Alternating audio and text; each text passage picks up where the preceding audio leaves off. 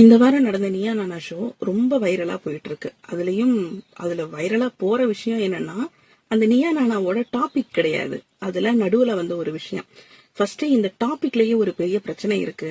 என்ன அப்படின்னா, அதாவது டாபிக்ல பிரச்சனை இல்ல, அந்த டாபிக் பேசின ஃபார்மேட்ல ஒரு பெரிய பிரச்சனை இருக்கு. என்ன பிரச்சனை அப்படின்னா, தன்னோட திருமண தேவைய ஒரு பொண்ணு சொல்லும் போது அத அப்போஸ் பண்றது இன்னொரு பெண் தான் அப்படின்ற ஒரு போற்றையில இந்த ஃபார்மேட் உருவாக்கி இருக்கு. ஏன்னா ஒரு பொண்ணு என்ன சொல்றாங்க, எனக்கு கிராமத்துல இருக்கிற மாப்பிள்ளை வேண்டாம், எனக்கு நகரத்துல இருக்கிற மாப்பிள்ளை வேணும். ஆக்சுவலா அந்த பொண்ணு இப்படி சொல்லும் போது அதை ஃபர்ஸ்ட் கேள்வி கேட்கிற உரிமையே யாருக்கும் இல்ல. பட் ஸ்டில் இதுதான் இந்த ஷோவோட டாபிக் அப்படின்றதால சரி அவங்க கேள்வி கேக்குறாங்கன்னே வச்சுக்கலாம். யாரு அந்த பொண்ணுங்களை ஆப்போசிட்ல உட்காந்து வாதம் பண்ண வேண்டியது யாரு?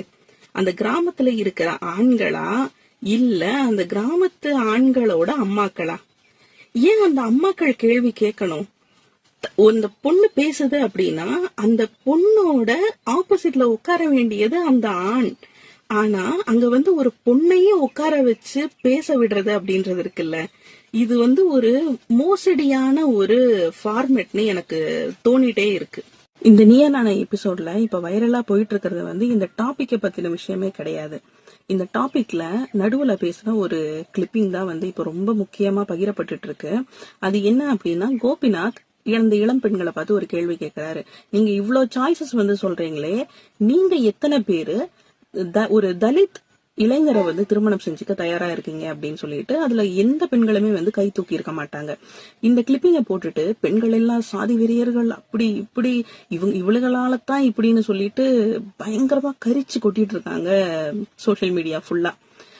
இந்த கிளிப்பிங் பார்க்கும்போது எனக்கு தோன்ற விஷயம் என்ன அப்படின்னா, இந்த சமூகத்தோட மிகப்பெரிய பிரச்சனையான சாதியை பற்றி, அந்த சாதியை களையும் ஒரு ஆயுதமான இந்த அகமண முறையை விட்டு வெளியேறுதலை பத்தி இந்த சமூகத்துல அதிகாரமே இல்லாத ஒருத்தர்கிட்ட கேள்வி கேட்டு அதுக்கு அவங்க பதில் சொல்லணும் அப்படின்னு எதிர்பார்க்கறது எந்த வகையில நியாயமா இருக்கும்? இன்னைக்கு வர இந்த சமூகத்துல ஒரு பெண்ணோட திருமணத்தை பத்தி அந்த பெண்ணை தவிர மத்த எல்லாரும் தான் முடிவு பண்ணிட்டு இருக்காங்க. அப்படி இருக்கும்போது இந்த சமூகத்தோட மிகப்பெரிய பிரச்சனையான சாதிய குறித்தும் இந்த சாதியை விட்டு வெளியேறுதல் குறித்தும் அந்த அதிகாரமற்ற பெண்கள் கிட்ட கேட்டு அந்த பெண்கள் பதில் சொல்லல அப்படின்றத அந்த பெண்கள் மேல மட்டும் எப்படி அந்த குற்றத்தை சொல்ல முடியும்? யாருக்கும் தெரியாம தன்னோட அம்மா அப்பா கிட்ட மட்டும் ஒரு 4 செவத்துக்குள்ள அந்த பொண்ணு தன்னோட காதல் விருப்பத்தை, அதுவும் சாதி மீறிய காதல் விருப்பத்தை அந்த பொண்ணு சொன்னாலே அந்த பொண்ணை ஆணவ கொலை செய்யற இந்த சமூகத்துல இத்தனை கேமரா வச்சு இவ்வளவு பொது வெளியில ஒரு சேட்டலைட் சேனல்ல உட்காந்து அந்த பெண் நான் சாதி மாதிரி திருமணம் பண்ணிப்பேன் அப்படின்னு அந்த பொண்ணு சொல்லணும் அப்படின்னு எதிர்பார்க்கறது எப்படி நியாயமாகும்? பொண்ணோட உடம்புல, ரொம்ப குறிப்பா அந்த பொண்ணோட கர்ப்பப்பையில தான் இந்த சாதிய சமூகத்தோட கௌரவத்தையே கட்டி வச்சிருக்கிறதா இந்த சமூகம் நம்பிக்கிட்டு இருக்கு. அப்படி அந்த கட்டை மீறும் பெண்களை கொலை செய்யவும் தயங்காத சமூகமா தான் இந்த சமூகம் இன்னமும் இருக்கு. இப்படி இருக்கிற சமூகத்துல சுதந்திரமா அந்த பெண்கள் இந்த சாதியை எதிர்க்கிற விஷயத்த பொதுவெளியில பேசணும். அப்படி பேசலன்னா அவங்க சாதி வெறியர்கள் அப்படின்னு சொல்றது எந்த வகையில நியாயமாகும்? சாதி அமைப்பால அதிகமா பாதிக்கப்படுறது பெண்கள் தான். ஆனா அதை அடுத்த தலைமுறைக்கு கடத்துறதுக்கு விதிக்கப்பட்டவர்களும் பெண்கள் தான் அப்படின்னு சொல்லிட்டு அண்ணல் அம்பேத்கர் சொல்லியிருப்பாரு. அதுக்கு அர்த்தம் பெண்கள் தான் இதை செஞ்சிட்டு இருக்காங்க அப்படின்றது கிடையாது. பெண்கள் இந்த சமூகத்தோட ஒரு விக்டிமா இருக்காங்க. இந்த பேட்ரியார்கியல் சமூகத்துல ஒரு ஆண் என்ன ஆசைப்படுறாங்களோ, ஒரு ஆண் என்ன நினைக்கிறாங்களோ, அந்த ஆணோட அதிகாரம் எதை செய்ய சொல்லுதோ அதை மட்டும் செய்வதற்கான உரிமை தான் அந்த பெண்ணுக்கு இருக்கே தவிர சுதந்திரமா செயல்படுறதுக்கான உரிமை இந்த ஆணாதிக்க சமூகத்துல பெண்களுக்கு இல்ல. அப்படி இருக்கும்போது தன்னோட திருமண தேர்வுகள்ல இந்த சமூகத்தின் மிகப்பெரிய பிரச்சனைகள்ல ஒன்னான சாதியை எதிர்க்கும் துணிவு ஒரு சாமானிய பெண்ணுக்கு எப்படி வரும்? அதை இந்த பேட்ரியார்கியல் சமூகம் எப்படி எதிர்கொள்ளும்? இப்ப இந்த திருமண தேர்வுகள்ல பெண்களுக்கு சூஸ் பண்றதுக்கான உரிமையே இல்ல அப்படின்னு சொல்லும் போது ஒரு வாதம் வைக்கப்படுது. இவங்க இந்த டாபிக்கே நான் கிராமத்து ஆன திருமணம் பண்ண மாட்டேன், நகரத்து ஆன திருமணம் பண்ணுவேன், அவங்க சாய்ஸ பத்தி தானே பேசுது. அப்போ இந்த சாதியை பத்தி இவங்க பேசினா என்ன? இந்த கோபிநாத் கேட்ட கேள்விக்கு அவங்க பதில் சொல்லி இருந்தா என்ன? அவங்க ஆமான்னு சொல்லி இருந்திருக்கணும். அப்படின்னு சொல்றது எப்படி இருக்குன்னா, நீ இத பத்தி பேசினா நீ அதையும் பேசித்தான் ஆகணும், அப்படி இல்ல அப்படின்னா நீ இதையும் பேசக்கூடாது அப்படின்னு சொல்லி ரெஸ்ட்ரிக்ட் பண்ற மாதிரி இருக்கு.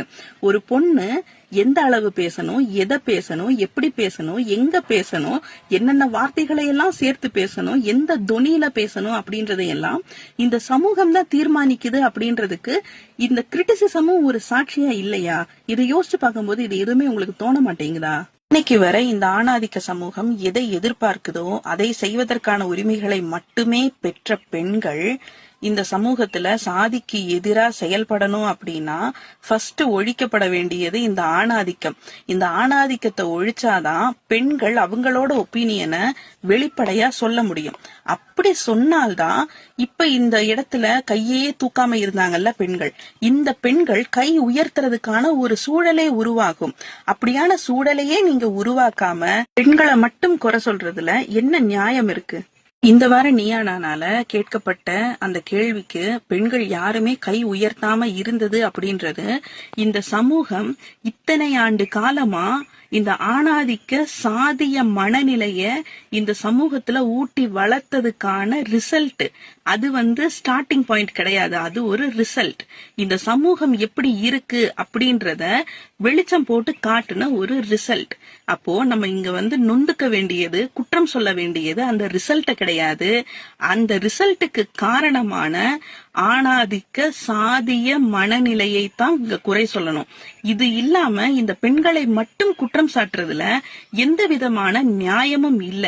இத புரிஞ்சுக்கும் போதுதான் பேசிக்கா நம்ம இந்த சாதியை களையறதுக்கான வேலைகள் என்ன அப்படின்றத நோக்கி போக முடியுமே தவிர வெறுமனே சோசியல் மீடியால உட்கார்ந்து பெண்களை கரிச்சு கொட்டுறதால எந்த பயனும் கிடைக்க போறது இல்ல அப்படின்றத புரிஞ்சுக்கணும்.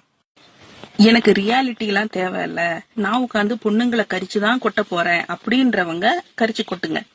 ஆனா நிஜமாவே இந்த சாதிய சமூகத்துல இந்த சாதியை களையணும், இந்த சாதி பிரச்சனை அப்படின்றத தீர்க்கணும் அப்படின்னு யோசிக்கிறவங்க இந்த பிரச்சனைக்கு பின்னால இருக்கிற உளவியலையும் சமூக சிக்கலையும் புரிஞ்சுக்கிட்டு அதுக்கான சொல்யூஷனை தேடதான் முயற்சி பண்ணுவாங்க.